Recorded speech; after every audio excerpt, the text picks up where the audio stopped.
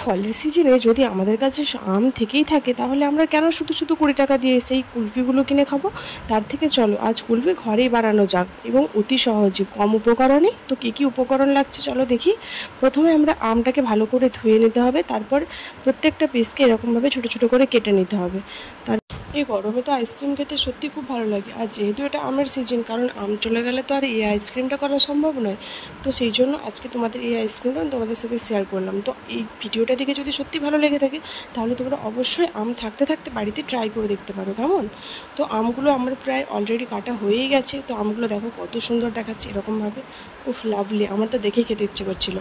তো তারপর সব পুরোটা কাটা হয়ে যাওয়ার পর তো যেই আমের যে গ্রেভিটা সেটাকে আমরা মিক্সিতে গ্রাইন্ড করে নেব, কারণ যে টুকরো টুকরো আমগুলো আছে সেগুলো তো মুখে বাঁধবে, সেই জন্য মিক্সিতে গ্রাইন্ড করে দিলে সেটা পুরো যখন আমরা ক্রিমটা তৈরি করব তো সেই সময় ওটা সুন্দরভাবে মিক্সড করে যাবে। তো সেই জন্য আমরা প্রথমে আমগুলোকে গ্রাইন্ড করে নিচ্ছি। তো দেখতে পাচ্ছ গ্রাইন্ডটা খুব সুন্দর হয়ে গেছে, আর যে গোটা গোটা আমগুলো ছিল সেগুলো নেই। তো তারপর একটা কেটলিতে আমরা একটু কিছুটা পরিমাণ গরুর দুধ নিলাম। তো তারপর সামান্য পরিমাণ চিনি, যে যেমন খেতে ইচ্ছা করে, আমার মনে হয় চিনিটা একটু বেশি করেই দেবে, কারণ আম যদি কারো টক হয়ে থাকে তো সেই জন্য চিনিটা ওখানে ঠিকঠাক মাপে হয়ে যায়। তারপর আমরা নিলাম একটু কাজু বাটা, শুকনো কাজু দোকান থেকে এনে একটু মিক্সিতে বেটে নিলেই সেটা খুব সুন্দর হয়ে যাবে। তারপর আমরা কিছুটা পরিমাণ একটু গুঁড়ো দুধ, অমল দুধ যেটা, সেটাও আমরা অ্যাড করেছিলাম। তো তোমরা চাইলে সেটাও অ্যাড করতে পারো যদি টেস্ট বাড়ানোর জন্য।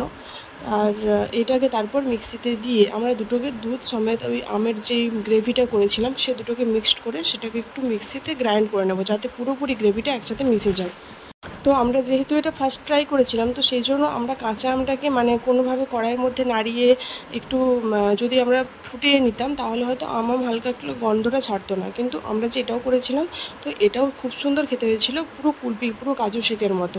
তো তোমরা যদি বাড়িতে চাও তোমরা এই আমের গ্রেভিটাকে ফার্স্টে একটু কড়ার মধ্যে নাড়িয়ে নিতে পারো, তাহলে এই আম গন্ধটা ছাড়ে না।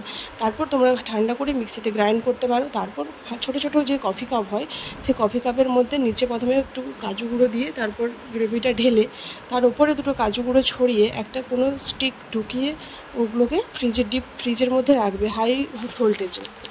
আমরা এগুলো রেখেছিলাম প্রায় সকাল 10টার দিকে, কিন্তু এটা আমরা যখন ওই 2-2:30টার দিকে তখন এটা ঠিকঠাক বসে গেছিলো, কারণ যেহেতু কাগজের কাপগুলো হয় না তো খুব তাড়াতাড়ি বরফ বাঁধতে সাহায্য করে।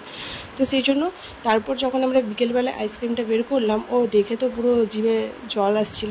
দেখো পুরো কুলপির মতো হয়েছে না, যেগুলো আমরা ঠেলা গাড়ির মধ্যে সেই 20 টাকা করে বিক্রি করতে আসছি। তো আমরা শুধু শুধু কেন 20 টাকা দিয়ে আইসক্রিম খেতে যাবো? তো সবাই বাড়িতেই বানাও, এই গরমের জন্য তোমারও ভালো লাগবে।